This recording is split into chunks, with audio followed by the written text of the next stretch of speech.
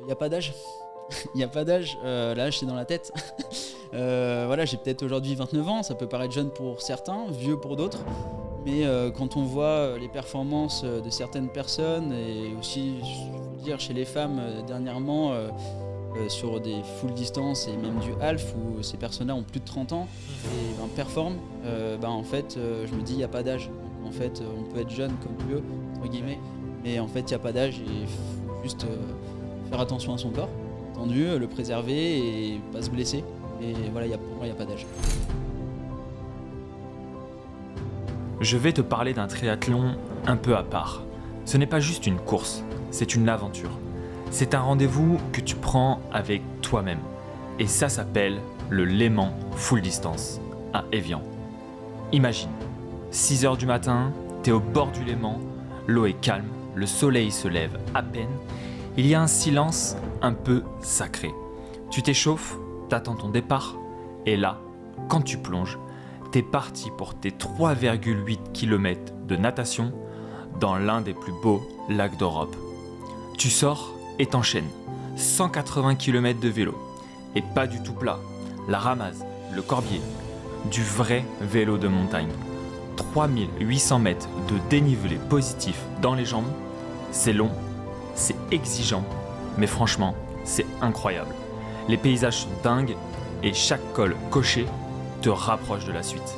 Et là, t'as plus le choix, t'enfiles les running, il y a un marathon qui t'attend, 42,195 km à travers la ville d'Évian, en bord de lac, avec le public, les quais, le bruit, les encouragements, et franchement, c'est ta tête qui gère le reste.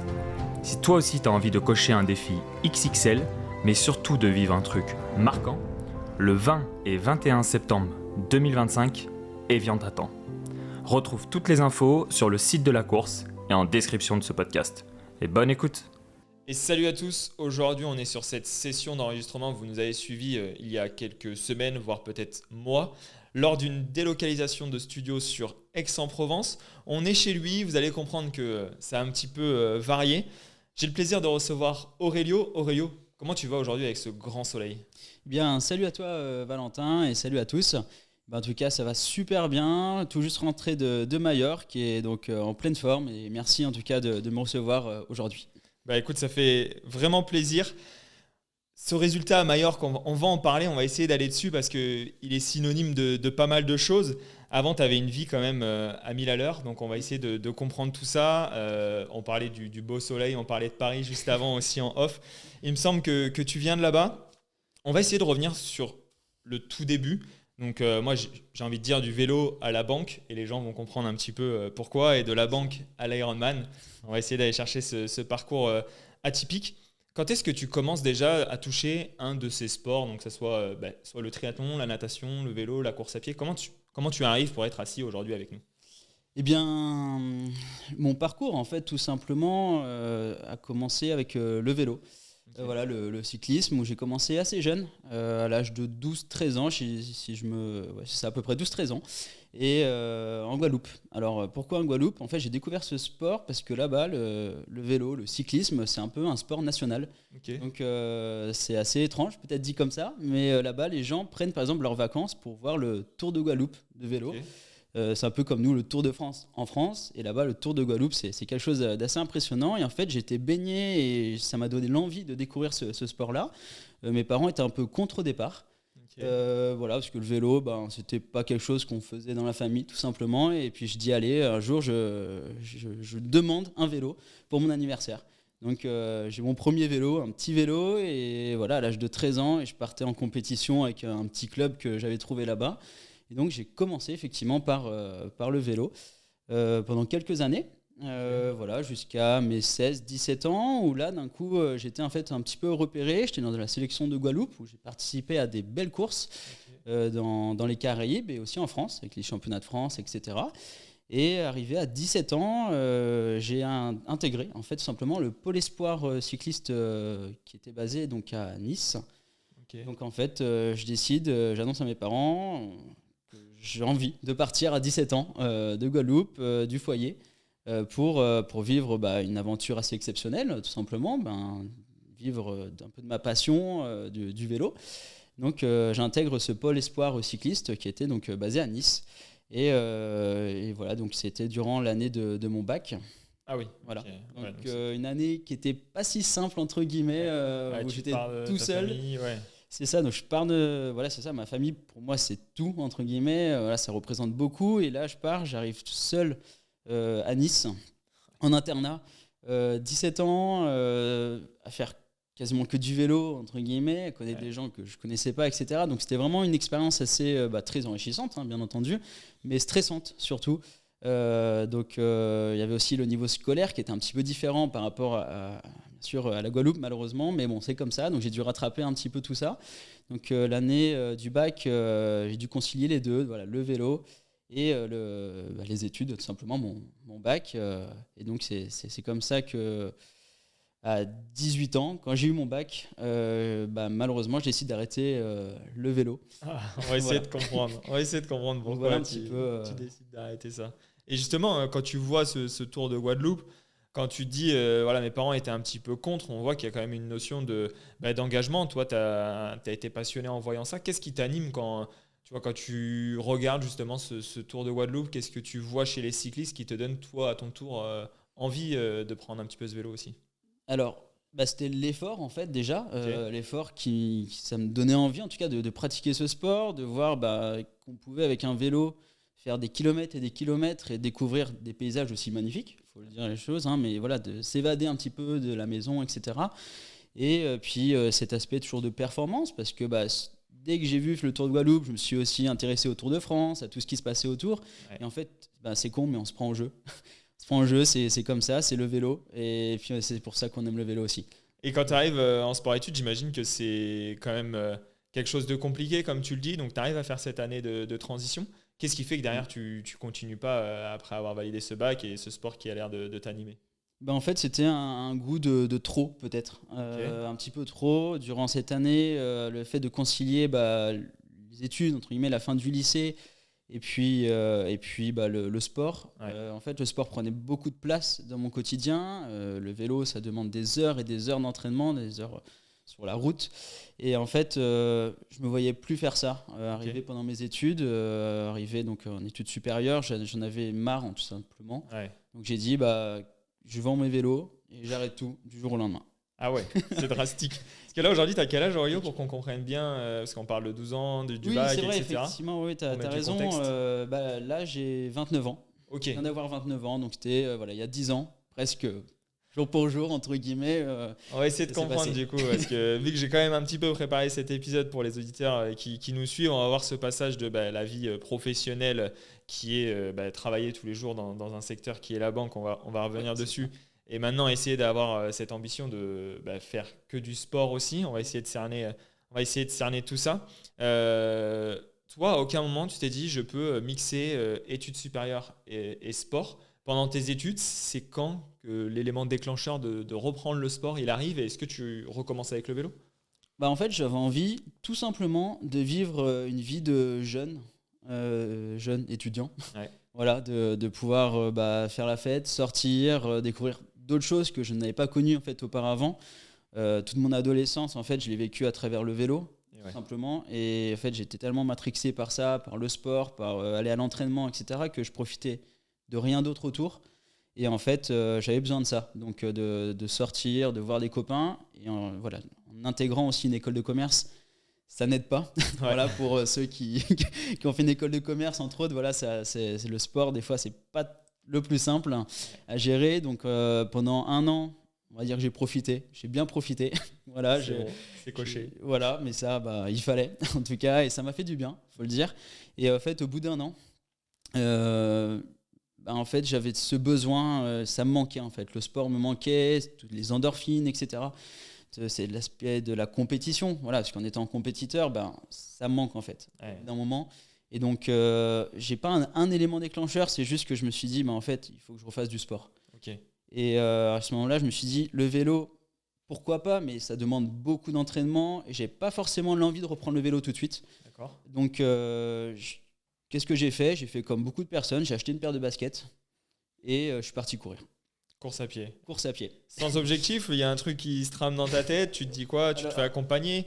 avec toute l'expertise que tu as eue quand même de la performance et du haut niveau en vélo, vrai. comment tu abordes le sport? Parce que j'imagine que si tu as fait 1 an, comme tu le dis, à le profiter, et je me retrouve là-dedans aussi. Et je pense que c'est important aussi de passer ce message, de voir qu'il y a aussi des transitions qui se font dans la vie de tout le monde. Mais comment tu l'abordes cette partie course à pied? Parce qu'au début, quand tu vas courir, les 10 premières minutes, elles sont compliquées. Et puis tout à l'heure, on verra tes temps au marathon, au semi-marathon. On se dit, bah, c'est plus compliqué normalement. Oui, tu as raison, effectivement. Alors, la première fois, du moins les premiers entraînements, bah, c'est sûr, je courais 5 km, 6 km, et ainsi de suite. Voilà, peut-être une demi-heure. J'allais pas très vite, c'est sûr, mais j'étais content. Voilà. Ouais. J'étais content, je sortais, je faisais du sport, je m'aérais aussi. Voilà, je pouvais aller dans d'autres endroits, etc. Donc, c'était vraiment génial. Et puis après, petit à petit, ben, effectivement, comme tu l'as mentionné, avec toute l'expertise que j'avais pu avoir dans le passé, avec le sport-études, etc., ben, j'avais envie de reprendre la compétition. Donc, je me suis inscrit à une course. Okay. Voilà, je me suis inscrit à un club aussi. Bon, le club, ils m'ont pas vu beaucoup. Ils m'ont vu 2 fois dans l'année, je crois. Mais bon, voilà, ça. C'était l'engagement social. Voilà, c'était l'engagement. J'avais une licence, au moins. Et j'étais content d'avoir une licence. En tout cas, psychologiquement, j'étais content. Ouais. Et le fait voilà, de reprendre des compétitions, alors c'était des pieds de compétition, c'était des 10 km. Voilà, ça commençait comme ça, des 10 km. Voilà, je partais à fond, je savais pas comment me gérer, entre guillemets, je savais pas comment me gérer, j'avais envie de profiter, donc voilà. Mais après, je me suis structuré un petit peu plus, je me suis posé les bonnes questions. Je me dis, en fait, non, je suis pas là juste pour partir à fond sur une course, au bout d'un kilomètre, d'être au maxi essoufflé, ouais, à 200 plus, j'en pouvais plus. Non, c'était vraiment de faire les choses bien, comme j'ai pu le faire auparavant dans le vélo. Et donc là, j'ai commencé tout simplement à m'entraîner plus sérieusement, déjà, seul. Finalement, avec des plans d'entraînement que je trouvais sur internet, et j'essayais de gérer un petit peu avec mon planning du quotidien, et c'était top. J'ai pu progresser petit à petit, ça a pris le temps, mais j'ai progressé. Et arrivé à un moment, je me dis en fait, moi ce que j'aime, c'est le long. Quand on faisait du vélo, c'est long, c'est des longues, voilà, ça reste des efforts qui sont longs. Et en fait, je me suis dit pourquoi pas faire un marathon. Et puis avant ça, je me dis il y a quand même l'étape du semi-marathon. Souvent, voilà, entre le 10 km et le marathon, il y a le semi-marathon. Et donc, je propose à ma mère, qui est sportive aussi, de participer au marathon Nice-Cannes en relais. Ah, ça va. Donc, en relais à 2, c'est donc 2 semi-marathons, donc un semi-marathon chacun. Et donc, moi, je fais la première partie, ça se passe super bien, super content. Je passe la puce, le relais à ma mère à la moitié. Et en fait, je me dis, non, je vais pas m'arrêter là. J'ai continué. Allez. Alors j'ai plus de dossard, j'ai plus de puce, mais je continue. J'ai même pas bu, j'ai même pas mangé durant l'effort. Et puis je termine, je crois en 3h10, je sais plus exactement, mais j'étais super content, fier de moi. Et je dis en fait l'année prochaine, je m'inscris tout seul sur le marathon. Et puis à partir de ce moment-là, donc le fait de m'inscrire pour l'année suivante, j'ai commencé à préparer plus sérieusement, etc. Et puis ça se passe bien. Ça se passe super bien. Je fais officiellement mon premier marathon en 2h55, si je ne me trompe pas. Donc, top, trop bien. Et puis, je me dis, je ne vais pas m'arrêter là. Voilà, j'aime bien faire les choses bien et à fond. Donc, je continue petit à petit. Je m'inscris juste après. Il y avait le marathon de Paris quelques mois après. Donc, on pouvait avoir des dossards encore facilement avant. C'était assez simple. Donc, je m'inscris, toujours avec cette fougue, vouloir faire les choses à fond. Ça se passe bien, je fais 2h45, donc en quelques mois, même à peine, je gagne 10 minutes, super content. Et là, je me dis, en fait, je vais partir au Kenya. Alors, c'est vrai que ça peut paraître assez fou quand même, mais comme j'aime les choses, vraiment, voilà, je me donne à fond. Et là, à ce moment-là, juste, j'ai envie du contexte, t'es entraîné ou t'es toujours avec tes plans d'entraînement sur Internet? Toujours seul, plan d'entraînement seul. Et j'annonce du jour au lendemain à mes parents. Au Kenya. Je pars au Kenya. Alors là, ils me regardent. Je suis quelqu'un d'assez casanier, entre guillemets, même si j'ai pu vivre un an en internat, etc. Mais j'aime des fois l'aventure. À 19 ans, je crois, c'était pas trop ça, entre guillemets. Et puis en fait, j'ai pris mon billet. Je me suis renseigné, j'ai tout fait. Et je pars au Kenya tout seul. Pendant, je sais pas, 2-3 semaines, je sais plus exactement, peut-être 3 semaines. Voilà. Dans une volonté de progression. C'est ça, dans une volonté de progression et d'en apprendre plus aussi sur sport Ouais. que je pratique, tout simplement. Puis toujours, oui, dans le progrès, dans l'aventure aussi, il y avait cette expérience humaine de partir au Kenya, hein, bien entendu. Hein, ça reste un pays qui est dépaysant, pour le coup. D'aller à Iten, principalement, voilà, pour situer voilà, la Mecque de la course à pied. Et en fait, c'était un moment magique, une expérience exceptionnelle. En partant seul, j'ai rencontré du monde. J'ai pu être au centre de Bob Tari, pour ceux qui connaissent, un ancien très grand de la course à pied. Et puis en fait, j'ai fait presque une semaine et demie avec lui. En fait, on était tous les jours ensemble. Lui, il connaît par cœur l'endroit. Et en fait, j'ai découvert plein de choses, j'ai rencontré plein de gens. Et puis je me dis, je ne vais pas m'arrêter là. À ce moment-là, je déménage à Paris. Ok. Donc j'étais toujours dans le sud auparavant, je déménage à Paris. Mais on voit que tu es très engagé dans tout ce que, tout ce que tu mets en place. Ça va faire sens avec la suite de l'épisode parce que il y a une suite à ce stage au Kenya. Est-ce qu'après, il y a un marathon où tu viens performer encore mieux? Comment ça se passe? Parce que là tu as quel âge? Tu as 24, 25 ans? C'est ça, je dois avoir 23 ans. 23 ans, ouais, 23, 24, c'est ça. Donc là, tu fais le stage, tu viens de faire tous tes marathons où ça marchait bien. Là, plus de marathon tout de suite. Okay. Parce que je ne me suis pas inscrit tout simplement. Il n'y avait plus de place aux différents marathons que je voulais faire juste après. Mais je m'inscris quand même pour le marathon de Paris de l'année suivante. Okay. Et là, je me dis, il faut que je m'entoure de quelqu'un, d'un entraîneur ou d'un groupe d'entraînement. Donc, mon déménagement à Paris, à ce moment-là, a été déclencheur. Et je me suis renseigné et je me suis inscrit. Donc, c'était au Stade Français. D'accord. Stade Français Athlétisme, avec un entraîneur Frédéric Belouz, qui donc m'a entraîné, m'a suivi dans cette aventure de préparer le marathon de Paris. Et on l'a bien préparé ensemble. Et puis ça s'est super bien passé. Je fais un chrono de 2h25 au marathon de Paris. Et donc super content, évidemment, hein, c'était une évidence. Je me suis préparé pour, et je me dis, c'était magique à ce moment-là.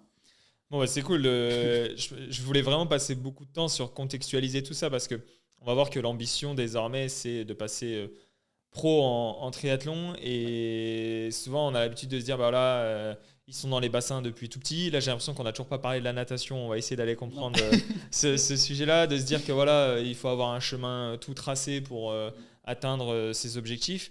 Mais finalement, on se rend compte que sous différentes étapes, après, ce que je retire de ton caractère, c'est que j'ai l'impression que tu fais beaucoup de choses avec excès et envie, avec passion, voilà, c'est ça le mot. Et justement, je me demande comment, de ce marathon en 2h25, qu'est-ce qui fait que tu t'arrêtes et tu ne vas pas chercher la barre des 2h20? Qu'est-ce qui fait que tu bascules à un moment donné sur le triathlon? Elle se fait quand la bascule après ce marathon de Paris? Bien, je me suis posé beaucoup de questions, effectivement, suite à ce marathon. Et en fait, un peu ce qui a été déclencheur, déjà, c'est que mon entraîneur, donc Frédéric Belouz, a arrêté d'entraîner. C'était son choix personnel. Moi, j'avais que Dieu pour lui, tout simplement. Et en fait, pour moi, je me suis dit, faut que je trouve un nouvel entraîneur, tout simplement. Parce que je ne me voyais pas non plus faire des plans d'entraînement seul ou refaire la même chose seul. Et donc j'intègre un autre groupe d'entraînement, cette fois-ci un groupe d'entraînement privé qui est LTD Coaching. Et donc des personnes que j'ai rencontrées sur la piste, là où je m'entraînais, en fait, je les voyais, donc c'était tous les mercredis si je ne me trompe pas. Et ils m'encourageaient, il y avait toujours ce petit mot de bonjour, etc. Et en fait, j'ai tout de suite accroché déjà avec cette ambiance et puis cette sympathie. Et donc, je décide, après un échange avec l'entraîneur, qui est Alexandre Delors, d'intégrer son groupe, qui était un petit groupe à l'époque. Et je lui dis, j'aimerais bien performer sur le marathon. Voilà. Quand même, je me dis, je vais persévérer sur le marathon. Donc, il me dit, OK, pas de souci. Donc, on était au mois de mai-juin. Et puis, on a préparé un 10 km, qui était au mois de juillet. Et 10 km se passe pas forcément comme prévu, voilà, c'est pas les temps que je voulais, mais bon, ça se passe. Mais j'avais quelque chose en tête, un petit truc en tête, c'est que avec ce groupe d'entraînement de LTD Coaching, la moitié du groupe faisait, ou font toujours d'ailleurs, du triathlon. Et en fait, de voir ces personnes-là à l'entraînement, l'effet de groupe aussi ça aide, mais de voir que moi je vais que courir, et en fait ces personnes-là vont rouler, vont nager. Et en fait, ça m'a donné l'envie de me lancer. Voilà, parce qu'il faut savoir que le triathlon, pour moi, c'est un rêve de gosse. J'ai tout simplement connu le triathlon parce que j'avais vu en Guadeloupe un triathlon, justement. C'est marrant, mais on parle de Guadeloupe. Et j'avais sympathisé avec Tony Moulet, qui est un grand du triathlon français, et que j'avais rencontré là-bas lors de ce triathlon. On avait un échange, et moi j'étais gamin à ce moment-là, je devais avoir 15 ans. Et en fait, je disais, waouh, pour moi, c'est des surhumains. Ces femmes aussi, bien entendu. Et je me dis, je me lance dans le triathlon. Je dis, voilà, j'arrête la course à pied. J'annonce donc à Alex, que je veux me lancer dans le triathlon. Il me dit, allez, on y va. À quel âge ça? Donc là, j'avais 27 ans, tout simplement. Ah ouais. Donc, il y a 2 ans, à peu près, un peu plus de 2 ans. Je me lance donc dans le triathlon. Il me dit, qu'est-ce que tu me conseilles, etc. Je lui pose la question, du moins à Alex, et il dit, on peut commencer par des petits triathlons, des formats olympiques, etc., pour découvrir déjà ce que c'est le triathlon. Et puis, une nouvelle fois, je ne fais pas les choses à moitié. À ce moment-là, je dis, non, moi, je n'ai pas envie de faire ça. J'ai envie de faire plus gros. J'ai envie de faire un Ironman, full Ironman. Et il me dit, on y va. Direct. Allez, on va se préparer pour. C'est ton rêve. Donc, on se prépare. Et je me suis inscrit donc à l'Ironman de Nice qui avait lieu donc en 2023. Ok, donc l'effet de groupe a eu son effet. Et à quel moment l'effet de groupe te dit la natation, c'est mon point fort? Le vélo, j'imagine que ça te faisait pas trop peur du coup avec ton passé, même s'il fallait revenir. Mais la natation, est-ce que c'est un point bloquant on l'a souvent, le retour des auditeurs, c'est souvent un petit peu le point noir. Oui. Pour toi, c'est quoi? Ça représente quoi? Voilà, c'est pareil pour moi, c'est un point noir. Bien entendu, voilà, en ayant un passé de cycliste, après la course à pied, ça s'est plutôt bien passé. La natation, j'ai appris à nager étant petit, mais c'est tout, entre guillemets, voilà. C'est faire la brasse. Ouais, la brasse un petit peu plus, mais bon, c'est tout, quoi. J'étais pas non plus, je le dis, je suis pas un excellent nageur, mais je me dis, ça me fait pas peur. Je me dis, je vais me lancer, c'est pas grave. Donc, je vais avoir des entraînements, je vais être accompagné. Donc, j'y vais, je vais dans les bassins, il faut se lancer, tout simplement. Et puis, je fais 100 mètres, après 200 mètres, 300 mètres, et puis en crawl, en brasse, toutes les nages possibles. En tout cas, j'ai essayé de faire comme je pouvais au début. Ouais. Et puis, ça s'est bien passé. Il y a eu tout un axe de progression aussi. On a vu tout un axe de progression sur la natation. Voilà, c'est aujourd'hui toujours ma discipline où je suis moins fort, bien entendu. Mais bon, ça se passe bien. Okay. Voilà. Tu apprécies le sport? Mais j'apprécie d'aller nager dans les bassins. Et puis, il y a toujours cet effet de groupe que j'ai encore aujourd'hui. On pourra en reparler un peu plus tard. Mais qui m'aide aussi au quotidien à aller m'entraîner dans les bassins. C'est beau quand même de se lancer sur cette première distance. Et puis, le full, j'avais pris les résultats pour essayer de comprendre un petit peu la progression. Tu travailles quand même, donc c'est ce que je disais au début, dans la banque, dans un univers parisien où tu as quand même beaucoup d'heures par semaine. Et en même temps, tu te prépares ce nouvel objectif.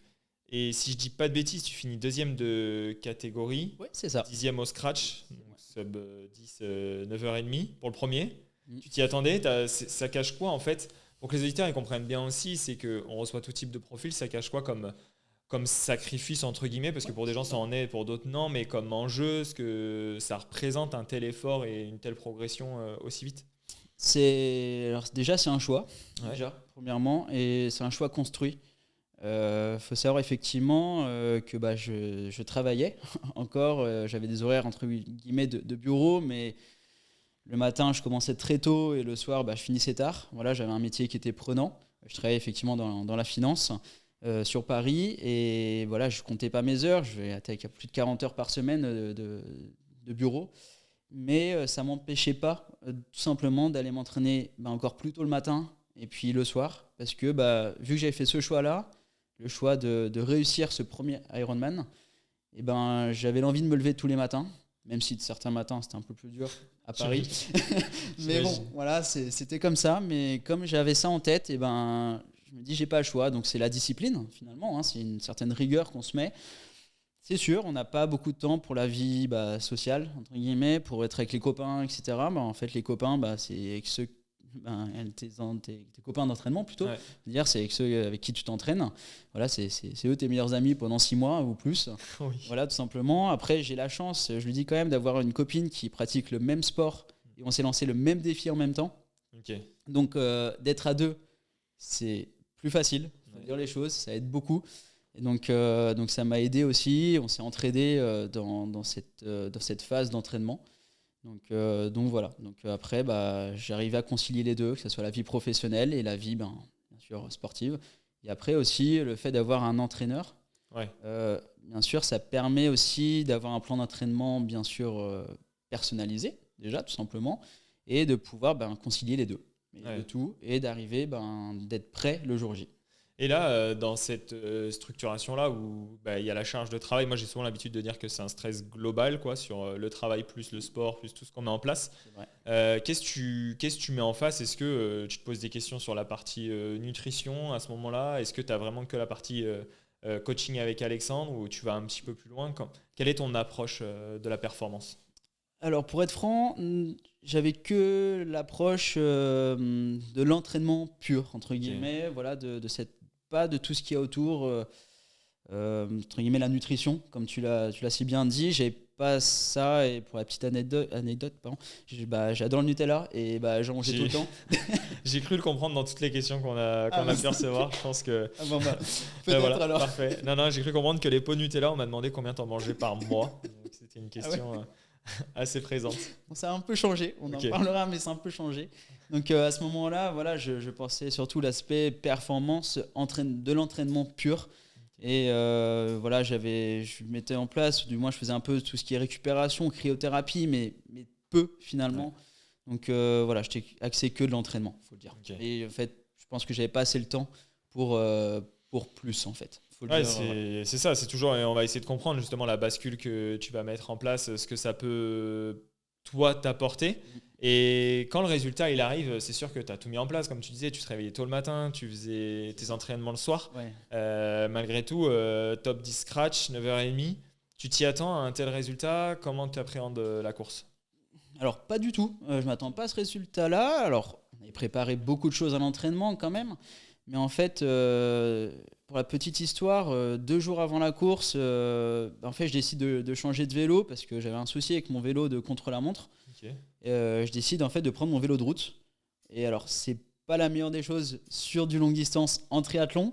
Alors, j'ai la chance que Nice soit un parcours qui est difficile, entre guillemets. Hein. Ça reste un parcours quand même avec pas mal de petits cols, etc. Ouais. Mais on reste un petit peu désavantagé. Donc, je sais pas à quoi m'attendre en fait de cette course. Je suis avec mon petit vélo de route et en fait le résultat pour moi il est exceptionnel. Sur le moment je reviens pas quoi. Et puis de voir en fait ma famille, mes amis qui sont venus m'encourager et qui sont en pleurs entre guillemets et qui sont là et ils sont fiers de moi.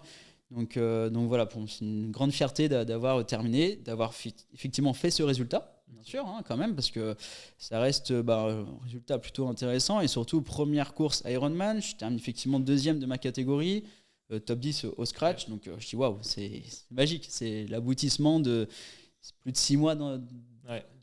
Alors, c'est pas sacrifice, je dirais pas ça, mais 6 mois voilà, où j'ai mis toute une rigueur et puis j'ai été discipliné, tout simplement. Ouais, c'est sûr, mais il y a on va dire le background d'avant qui fait que quand même en course à pied, tu avais pris des bornes, tu avais eu cette rigueur-là, en vélo aussi, mais pour que les auditeurs ils comprennent, un tel résultat, ça représente quoi si tu arrives à faire un retour en arrière sur ce volume d'entraînement-là? C'était 3 séances de vélo semaine, 4 séances de natation, c'est quoi un petit peu... on va dire l'architecture qu'il y avait. La semaine type un petit exactement, peu. Pour qu'on puisse comprendre un petit peu tout ça. Alors, en fait, on était à peu près basé sur entre 2 à 3 séances de natation par semaine. Okay. Voilà, on essayait d'avoir à peu près 10 km de natation par semaine en moyenne.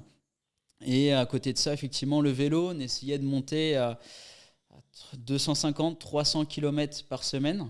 Parce qu'on faisait le week-end, hein, on profitait du week-end bien entendu pour s'entraîner et faire des bornes et ça montait à 500-700 km par semaine des semaines de vacances. Okay. Et puis après en course à pied on restait à peu près à 60-70 km par semaine. Okay. Et donc fallait tout simplement caler tout ça dans la semaine. Donc voilà, tout été mis en place. J'avais une piscine qui se trouvait à côté de mon travail, de mes bureaux. Donc en fait, c'était assez simple. J'en ai pour 5 minutes à pied. Donc j'avais tout optimisé, entre guillemets, pour pas perdre de temps. Et puis après, voilà, c'était ça tout ce qu'on a mis en place pour arriver à ce résultat. Ouais, c'est intéressant de voir vraiment l'échelonnage, j'ai envie de dire, des enjeux. Et on va essayer de comprendre ce que tu as mis un petit peu plus en place pour faire un tel résultat. On en reparlera sur Majorque il y a quelques jours. Mais là, tu prends du coup cette fameuse, la force d'Ironman et ce que pas mal d'amateurs viennent chercher, cette fameuse qualification pour les championnats du monde qui ont lieu à Nice, donc parcours que tu connais. Si je dis pas de bêtises, tu as eu des petits imprévus sur la partie vélo. Pour le coup, là, je sais pas, tu étais peut-être en contre-la-montre, mais tu as quand même été embêté avec une double crevaison. Comment tu vis cette partie-là? Déjà, comment tu l'abordes, ce moment où tu te qualifies et derrière, tu as les mondes? Est-ce que tu vois autrement la compétition? Est-ce que tu t'entraînes différemment? Est-ce qu'il y a un stress qui est présent? Comment tu l'appréhendes tout ça? Alors, effectivement, suite à ce premier Ironman et surtout de découvrir ce label qui est quand même assez exceptionnel, il faut le dire. Hein, il y a toute une ambiance, une ferveur autour d'Ironman qui est unique, je trouve, entre guillemets. Hein. J'ai pu faire quelques courses un peu ailleurs et on ne retrouve pas cette ferveur. Donc, on m'annonce effectivement que j'ai la qualification pour Nice, pour les championnats du monde qui ont lieu donc, pour la toute première fois en France et à Nice. Donc, évidemment, je ne peux pas refuser. C'est une évidence. Donc, je prends cette qualification. Il restait 2 mois et demi avant ces championnats du monde. Donc évidemment, on met en place une petite période de récupération quand même. Il faut récupérer d'un tel effort. Et on repart sur un cycle d'entraînement pour être prêt le jour J. Okay. Et là, le jour J, déjà j'ai un vélo de contre-la-montre, déjà pour commencer, qui fonctionne. Normalement, en tout cas, il fonctionnait. Ça n'a pas changé 2 jours avant. Voilà, c'est ça. Voilà, je me suis entraîné tout l'été à Paris avec. Donc tout s'est bien passé à ce niveau-là. Le jour de la course, personnellement, j'ai des ambitions, il faut le dire, parce que je me dis, j'ai fait quand même un résultat intéressant, donc quelques mois auparavant. Donc je me dis, je vais viser, par exemple, le top 10 de ma catégorie. C'était, dans ma tête, c'était mon objectif. Donc je pars, etc. La natation se passe bien, natation sans combinaison, parce que l'eau était donc peu trop chaude, donc ça ne m'avantage pas, mais ça se passe plutôt bien. Je fais un temps correct en natation et là je pars sur le vélo, les premiers kilomètres se passent bien et je crois au bout du 15e ou 20e, je ne sais plus, kilomètre, je vois ma roue qui se dégonfle et là je me dis waouh. Bon, j'essaye de me rassurer, je me dis bon, j'ai le matériel pour changer, j'étais en chambre à air, donc j'essaye de changer et là je passe une éternité à changer, je sais pas, je panique, je sais pas ce qui se passe, j'arrive pas à enlever mon pneu, bref, un moment un peu de solitude aussi, tout simplement au bord de la route, de voir tous les autres concurrents passer, c'était compliqué à gérer le stress à ce moment-là et l'émotion, et j'étais même à 2 doigts de me dire j'arrête tout, je rentre à pied parce que j'arrivais pas, je sais pas ce qui s'est passé et je sais pas par quelle force j'arrive heureusement, à changer. À changer ma chambre à air et je repars. Et je repars, mais vraiment dans les tout derniers. Quoi. J'étais vraiment. La voiture balai, je pense, ça a été pas très loin. Mais bon, je repars et je fais 5 km et je vois cette même roue qui se redégonfle. Et là, je me dis, je sais pas, le sort s'acharne.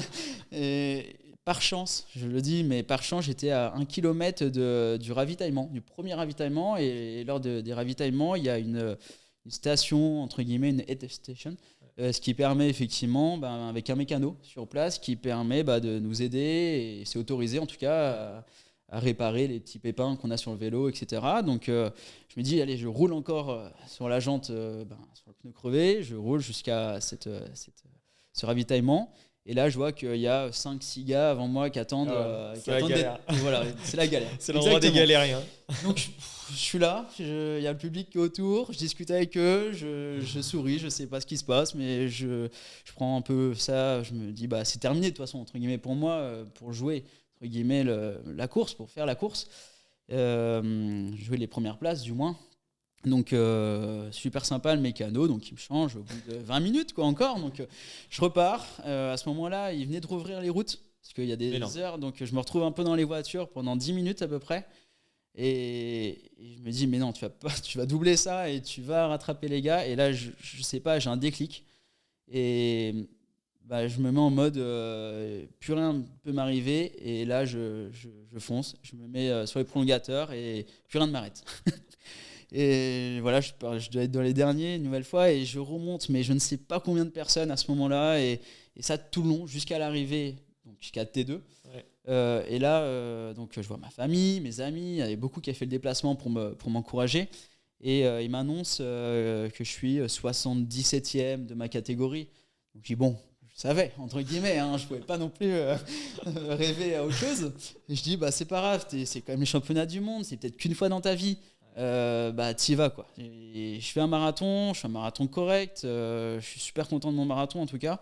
Et en fait, j'arrive, je crois, 20e ou 20, je sais plus, 21e de ma catégorie. En fait, j'ai remonté 50 personnes durant le marathon de ma catégorie, je tiens à préciser. Et puis en fait, pour moi, la fierté, c'est d'être allé au bout, d'avoir rien lâché. Et une nouvelle fois, d'avoir rendu fier ma famille et puis bien sûr tous ceux qui m'entourent.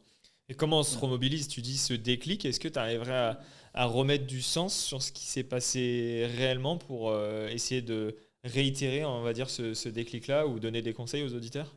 Oui, en fait, c'est que pour moi, j'ai repensé en fait à tous ces mois de préparation, tous ces sacrifices entre guillemets. Que j'ai pu, même auprès de ma copine, tout simplement, d'aller tous les jours m'entraîner, etc. C'est pas toujours simple à vivre au quotidien. Mes amis aussi, de leur dire non, je peux pas venir cet été en vacances, vous voir, etc. parce que je m'entraîne. J'ai repensé à tout ça, à ma famille, j'ai repensé à tout, en fait, ce qui se passait. Et en fait, ça m'a donné la force, ce déclic, justement, de dire, en fait, je le fais pour eux, je le fais pour moi aussi, bien entendu. Mais voilà, je sais qu'ils sont fiers, ils ont fait tout pour moi, et pendant des mois et des mois. Donc je vais les rendre fiers et je vais jusqu'au bout. Et après cet Ironman, du coup, tu prends du recul quand même sur ta performance. Tu vois, tu le dis, ce marathon, tu es quand même très content de ce que tu as fait. Le vélo, je pense que malgré tout, tu as quand même les données de watts qui peuvent te rassurer ou non sur ce que tu as fait. Mais voilà, c'est les imprévus de la crevaison. C'est la vie, c'est la course. Comment tu réagis face à ça? Qu'est-ce qui fait qu'aujourd'hui... on te retrouve sur Aix-en-Provence, que tu n'es plus à Paris. C'est quoi un petit peu le cheminement après ces championnats du monde? C'est vrai, bonne question. Et en fait, suite à ces championnats du monde, en fait, c'était même juste avant, parce que j'ai déménagé 15 jours avant les championnats du monde. Okay. Voilà, donc c'était tout récent. En fait, d'avoir fait toute ma préparation à Paris, et même l'été, j'ai fait une préparation sous la pluie. Voilà, j'adore Paris, bien entendu, mais en fait, j'en pouvais plus, tout simplement de ce climat, de la pluie, en tant que triathlète, c'est pas facile, tous les jours, pour le moral, etc. Et en fait, je dis à ma copine, viens, on part, on va vivre dans le sud. Donc, on avait le choix, on avait Nice, etc. Et puis, mon entraîneur s'étant installé quelques mois plus tôt à Aix-en-Provence. Je me dis, en fait, on va découvrir Aix-en-Provence. J'étais venu une fois pour une soirée étudiante, voilà. Donc, la fameuse, tu vois. De souvenirs, voilà, ça. J'ai pensé à autre chose. Mais là, voilà, je me dis, allez, on atterrit à Aix-en-Provence. Donc, on a déménagé à Aix-en-Provence. Okay. Et voilà, on a trouvé tout ce qu'il fallait. La ville est magnifique. Pour courir, c'est sublime. Pour faire de la natation, les piscines sont top, entre guillemets. Voilà, on a un cadre idéal, entre guillemets, le cadre est idéal pour s'entraîner. Et puis le vélo, bien sûr, le vélo avec le beau temps, les routes, etc. Donc voilà, donc c'est ça en fait, ce déclic de déménager, de dire allez, on va vivre dans le sud. J'ai fait effectivement ces championnats du monde. Et là, j'ai quand même eu la raison qui est revenue un peu, disant il faut que je travaille quand même, il faut gagner sa vie. Donc c'est bien de faire du sport, bien entendu, mais aussi il faut vivre. Donc j'ai retrouvé un travail, tout simplement. J'ai toujours cette vie professionnelle, toujours dans le milieu de la banque. Donc c'était il n'y a pas si longtemps que ça. Et en fait, je ne m'y retrouvais plus dans ce milieu de la banque. Okay. Et j'avais toujours ce petit côté du sport, entre guillemets, de cette performance que j'ai pu faire au championnat du monde, etc., qui me restait à l'esprit. Et je me dis, en fait, j'ai pas envie de regretter. De regretter de ne pas avoir essayé de vivre quelque chose. Ok, et du coup là tu te dis mon ambition c'est de passer professionnel tout de suite, ou tu te dis voilà je vais essayer d'aborder le sport et voir si je peux travailler dans ce milieu. C'est quoi un petit peu le processus? Alors Le processus, c'est que déjà avec Alex, mon entraîneur, en fait, il met tout en place pour qu'en fait, on soit, d'une certaine façon, des athlètes pros dans notre démarche du quotidien, que ce soit l'entraînement ou tout ce qu'il y a autour. Quand on fait des stages, il nous met vraiment en situation d'athlètes pros et on va dans des lieux où on rencontre plutôt des athlètes professionnels. Et donc déjà, j'ai pu vivre en certaine immersion, on va dire ça comme ça, la vie d'athlète professionnel. Et en fait, cette vie-là, elle me convenait. Alors certes, c'était que sur une semaine ou 2 semaines, mais bon. pas sur toute la vie, c'est pas sur plusieurs mois, mais ça m'a donné l'envie. Et donc, je me dis, j'ai envie de vivre de ça. Donc, j'arrête effectivement mon travail, tout simplement, pour me consacrer au sport. Et là, tu parlais du coup d'Alex et de LTD Coaching, et tout à l'heure, tu nous parlais de l'état d'esprit du groupe qui t'a énormément nourri et qui t'a poussé dans ce traquenard du full Ironman, malgré tout, à aller voir au quotidien. Là, on voit que les professionnels, de les voir aussi, tu te projettes dans tout ça. Aujourd'hui, l'état d'esprit de groupe, il est toujours présent, ou sur Aix-en-Provence, c'est totalement différent et tu as une autre approche? Alors, il est toujours présent, parce que le groupe LTD Coaching a grandi. Tout simplement, il y a beaucoup plus d'athlètes. Et évidemment, la majorité sont basés sur Paris. Mais il y a un petit groupe qui est sur Aix-en-Provence, avec qui, bien sûr, je m'entraîne au quotidien, que ce soit en natation, vélo et course à pied, sur toutes les disciplines, avec des niveaux qui sont très intéressants. En tout cas, voilà, des partenaires qui sont top au quotidien pour me faire progresser aussi. Et voilà, en fait, il y a toute cette entraide, cet effet de groupe qui est toujours présent.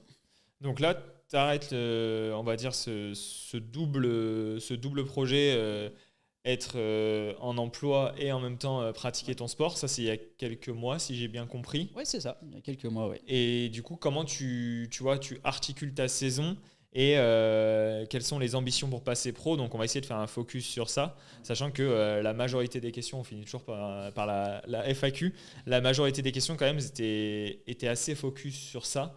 De se dire voilà, quel est le process, est-ce que tu as une feuille de route à suivre? Donc on va essayer d'aller chercher tous ces éléments pour finir le podcast. Comment toi tu abordes cette saison 2025? Là on parle de full distance et tu as fait un super résultat il y a quelques jours sur 73 à Majorque. Pourquoi avoir été aborder cette distance? Est-ce que c'est dans un processus d'aller sur du full, ou est-ce que la saison 2025 est orientée totalement différemment? Suite à ce choix, en fait, effectivement, de me consacrer à 100% au sport, il y a eu des choix qui ont été faits. Alors des choix, bien entendu, sur les courses, sur les compétitions, comme tu as pu le dire, où avec mon entraîneur, on s'est dit, mon objectif, c'est quoi? Mon objectif, faire très simple, c'est Hawaï un jour. Voilà. Je ne dis pas quand, parce que je ne sais pas, mais c'est d'aller à Hawaï. Et bien sûr, de faire le meilleur résultat possible à Hawaï. Mais pour ça, il m'a conseillé tout simplement de progresser sur des distances, sur le Half Ironman, tout simplement. Donc, on a articulé toute la saison 2025 sur les Half Ironman, tout simplement sur le parcours Half Ironman. Okay. Donc, on a toute la saison, je vais faire donc 4 Half Ironman par exemple, sur toute la saison, avec l'objectif principal de 2025 qui reste donc les championnats du monde. Donc de 70.3 de Half Ironman. Ok. Voilà. Et dans la logique, toi, dans toutes les discussions que tu as avec lui, parce que c'est vrai que, par exemple, il te disait tu vas faire un S, puis un M, puis un L, et puis après on ira sur full. Toi, tu as dit non, directement full. Dans cette logique-là de performance, c'est quoi un petit peu pour que les auditeurs comprennent? C'est quoi les discussions que vous avez? Pourquoi aller en fait sur le format Half pour être meilleur finalement sur un full à Hawaï? C'est quoi un petit peu les éléments qui ont fait prendre ces décisions-là? Alors, bonne question, parce que c'est vrai que l'échange, c'était plusieurs échanges, c'était pas qu'un seul échange, mais c'est qu'au vu du résultat que j'ai pu faire effectivement sur du full, on s'est dit quels étaient en fait les axes d'amélioration. Et donc effectivement, c'était déjà se confronter à un niveau peut-être un peu plus élevé entre guillemets en termes de vitesse, parce que sur du Half Ironman, on va plus vite, bien entendu, la distance est quand même divisée par 2. Donc en fait, c'est de me confronter à des vitesses plus élevées et même en termes de watts, etc., si on parle un peu technique, mais en fait c'était presque naturel en fait cette discussion, et de dire il faut progresser, il faut être bon sur Alpha Ironman pour commencer, pour ensuite envisager effectivement d'avoir des résultats plus sympathiques sur full distance.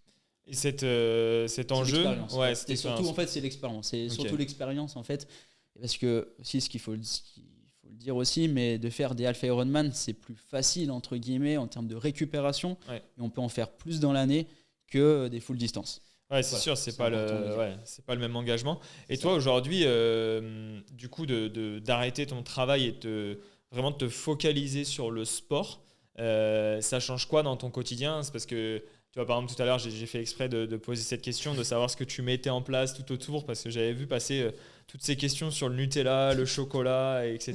Je me suis dit, bon, il y a peut-être une histoire à aller chercher là-dessus. Mais ça change quoi dans ton quotidien? Est-ce que finalement, c'est juste plus de sommeil et les entraînements vont se mettre plus dans la journée, ou finalement, tu gardes les entraînements le matin? Est-ce qu'il y a des enjeux de communication, de gestion des partenaires? Est-ce qu'il y a finalement le temps où tu te dis il s'est libéré, et aujourd'hui avec ton recul tu te dis je vois pas où il est en fait le temps qui s'est libéré? Ça représente quoi un petit peu ce 100% projet sportif? Bien, pour être franc en fait c'est déroutant. Okay. Les premiers jours, premières semaines, même premiers mois, c'est très déroutant parce qu'effectivement en termes d'entraînement j'ai arrivé quand même à aller jusqu'à 15-20 heures d'entraînement en travaillant, en ayant ma vie professionnelle, et en fait d'avoir entre guillemets pareil autant d'heures d'entraînement, mais un tout petit peu plus bien entendu, mais en fait sur toute une semaine en ne travaillant pas, mais en fait ça m'a fait bizarre. Je me dis mais en fait c'est quoi mon métier, qu'est-ce que je fais en fait concrètement, où est mon projet? Et donc ça m'a fait réfléchir un petit peu quand même. Donc grâce toujours, je le dis à Alex, on a mis en place toutes des semaines types bien entendu, et je sais que le matin j'ai mis mon calendrier, il est précis. Le matin, il y a tel entraînement. L'après-midi, il y a tel entraînement. Entre-temps, il faut le dire, il y a la récupération, très importante. Et c'est ce qui fait la différence aussi, de pouvoir faire des siestes. C'est tout bête. Moi, j'adore faire les siestes. Donc, j'en fais au maximum. Ça part. C'est mon kiff, j'adore ça. Mais ça change tout en fait dans la performance. Ouais. Parce qu'effectivement, on aborde un entraînement beaucoup plus frais, tout simplement. Et puis, on peut performer un peu plus, on peut aller encore un peu plus loin. Il y a tout cet aspect-là qui est mis en place, donc de la récupération. Mais aussi, quand on parle de récupération, il y a l'aspect donc, des massages, donc tout ce qui est cryothérapie, etc. Et ça, si je le faisais pas ou très peu avant. Ouais. Et là, aujourd'hui, de pouvoir se faire masser, par exemple, rien qu'une fois par semaine, ça change tout aussi. C'est tout bête, mais il y a ça qui a été mis en place. Et un aspect très important avec le Nutella, c'est aussi de pouvoir contacter et être entouré avec une nutritionniste. Okay. Ça, c'est depuis peu, mais j'ai vu la différence. C'est assez flagrant parce que on rigole sur le Nutella, mais toute mon alimentation en fait n'était pas adaptée tout simplement à ce que je faisais au quotidien, à mes efforts, à toutes les calories, etc. que je pouvais brûler. Je mangeais beaucoup, par exemple, transformé, des trucs tout bêtes, mais c'est pas la meilleure des choses pour le corps.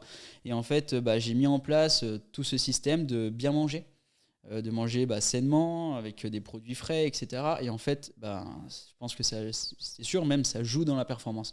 Donc on a mis tout en place, en fait, c'est une petite bulle, pour moi j'appelle ça, c'est une petite bulle avec tout. Il y a dedans la nutrition, il y a l'aspect de la récupération, de l'entraînement, du coaching avec l'aspect mental aussi. Okay. Très important aussi, c'est cet aspect du mental. Donc je me suis entouré d'un coach mental, tout simplement, qui est basé sur Aix et qui m'a suivi. Et grâce à lui, j'ai pu progresser, passer des caps sur certains items, entre guillemets. Donc voilà, il y a tout ça qui a été mis en place pour pouvoir performer au mieux. En fait, le but, c'est de me donner à fond, de me donner les moyens de réussir et de tout mettre ça en place. Ouais, donc on voit que ce processus de performance, il s'est construit petit à petit. Quand on prend du recul, il y a différentes branches qui sont arrivées finalement au fur et à mesure de ton évolution et de tes décisions. Et ce qui est intéressant, c'est de voir que malgré tout, ton aspect coaching et ton coach pouvaient te suivre de Aurelio qui voulait faire son premier full Ironman à aujourd'hui, j'ai envie de dire, tes ambitions et même plus après. Toi, tu vois, c'était une question qu'on avait eue et après on passera à la FAQ, mais je vais faire un focus sur ça parce qu'elle est retombée assez souvent. Tu es arrivé assez tard finalement dans le triathlon. Bon, on comprend vite maintenant et peut-être que les gens comprendront aussi avec l'échange qu'il y a quand même eu la partie cycliste, la partie running et un certain niveau. Est-ce que tu ressens ce besoin de rattraper le temps, de vouloir t'entraîner plus vite pour progresser beaucoup plus vite, ou alors tu as confiance dans le process et tu te dis non, il y a ces étapes-là clés à passer et je sais que je vais atteindre tel objectif à tel moment, quoi. C'est vrai que quand je me compare, hein, parce que évidemment on se compare souvent, mais à des athlètes qui ont commencé le triathlon plus jeunes, évidemment je me dis j'ai un train de retard. Je me suis dit ça. Et au final, je me dis non, en fait, c'est peut-être la chance que j'ai, c'est d'avoir commencé tard. De peut-être pas avoir ce trop, entre guillemets, du triathlon et de dire en fait, j'ai tout à faire dans le triathlon, tout à découvrir aussi. Et en fait, je fais confiance au process qu'on a mis en place, à l'entraînement, à tout ça, pour arriver entre guillemets à mes fins.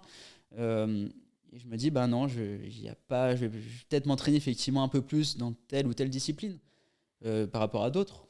Mais voilà, je fais confiance. Et puis je vois qu'aujourd'hui, ça a payé dernièrement à Majorque, que tout ce qu'on a mis en place, ça paye tout simplement. Ouais. Et qu'il n'y a pas besoin d'en faire plus. Parce que des fois, en faire plus, ça peut amener à la blessure. Et puis là, le projet peut évidemment s'effondrer un peu du jour au lendemain. Donc voilà. Bon, ouais, parfait. Écoute, on va finir cet épisode sur toute cette partie FAQ. Justement, tu parles de projet et d'ambition. On a bien compris Hawaï. Mais c'était une question qu'on avait de Cécile qui dit: quel est ton objectif profond dans la professionnalisation? Donc, est-ce que c'est justement Hawaï ou est-ce que c'est de tenir dans le temps et d'être 10 ans triathlète professionnel pour pouvoir vivre de ce sport? C'est quoi un petit peu les différents enjeux? Moi, l'enjeu principal, c'est d'être heureux et de vivre de ma passion. Voilà, donc de me donner les moyens de vivre de ma passion. Aujourd'hui, effectivement, ma passion, c'est le sport. Voilà, comme on a pu le voir tout au long de l'épisode, c'est que j'ai envie de vivre de ça, ça me passionne et j'ai envie de faire les choses à fond. Donc voilà, ce serait effectivement d'être à fond dans ce projet. Parfait. J'en ai sélectionné parce qu'il y en avait à peu près 30, mais je pense que justement, LTD, j'ai vite compris que vous étiez une sacrée communauté oui. entre vous, parce qu'il y avait beaucoup de questions sur différents sujets. J'ai une question de Mathieu qui dit finalement, ça carbure à combien de grammes par heure sur le vélo pour aller aussi vite? C'est un aspect très intéressant parce que jusqu'à présent, et avant de voir cette nutritionniste il y a quelques mois, en fait, je me suis rendu compte que je mangeais pas assez. Okay. J'étais à peine à 50 grammes par heure, même 40 grammes par heure lors des compétitions. Et en fait, je me suis rendu compte que c'était pas assez, justement. Et là, donc, j'ai pu tester un nouveau schéma de nutrition à Majorque il y a quelques jours. Et en fait, je suis passé de 40 grammes à finalement, j'étais à 110, 115 grammes par heure tout au long de la course, que ce soit effectivement sur le vélo, comme évidemment sur la natation, au global. J'étais à peu près à 110, 115 grammes en moyenne par heure. Ah ouais, donc un vrai gap finalement. Et tu l'as senti? Et je l'ai senti. Ouais. J'ai senti en course à pied principalement, où en fait j'étais frais, tout simplement. Donc je l'ai senti. Merci à toi. Il en reste 2. J'ai sélectionné une question d'Andrea. Quelle est ta plus grosse crainte en passant professionnel et comment est-ce qu'on en vit? Ma crainte, c'est de décevoir. Par exemple, en ne faisant pas de résultats, bien entendu, mais je pense que ça, c'est un doute également que tout athlète entre guillemets, peut avoir, que ce soit pro ou pas, mais encore plus quand tu es pro et quand tu as des partenaires, de décevoir. Voilà, pour moi, c'est ma plus grande crainte. Et puis ça veut dire aussi que j'ai réussi, je suis passé pro, déjà, cette question. Donc, c'est dire que j'ai déjà réussi cette première étape de passer professionnel, et puis ensuite de voir la suite, mais en tout cas le but c'est de perdurer et de durer. Pour finir, dernière question de Henri. Selon toi, à quel âge on atteint son plein potentiel en triathlon longue distance format half et full? Il n'y a pas d'âge. Il n'y a pas d'âge, l'âge c'est dans la tête. Ouais. J'ai peut-être aujourd'hui 29 ans, ça peut paraître jeune pour certains, vieux pour d'autres.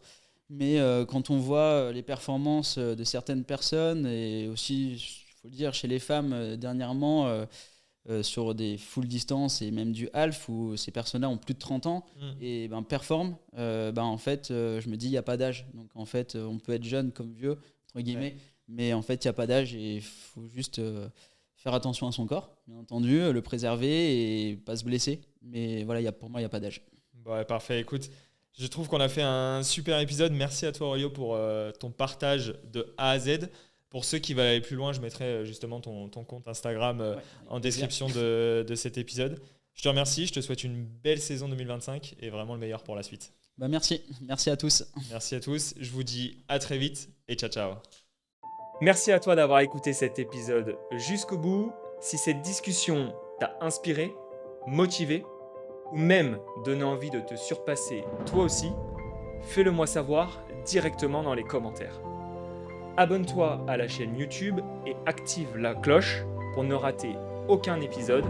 C'est vraiment grâce à ça que le podcast évolue et qu'on recevra des invités plus extraordinaires les uns que les autres. Si tu veux en savoir plus et aller plus loin avec nous, je te donne rendez-vous sur notre page Instagram Loop sur Endurance pour du contenu exclusif, des anecdotes de tournage et encore plus de motivation au quotidien.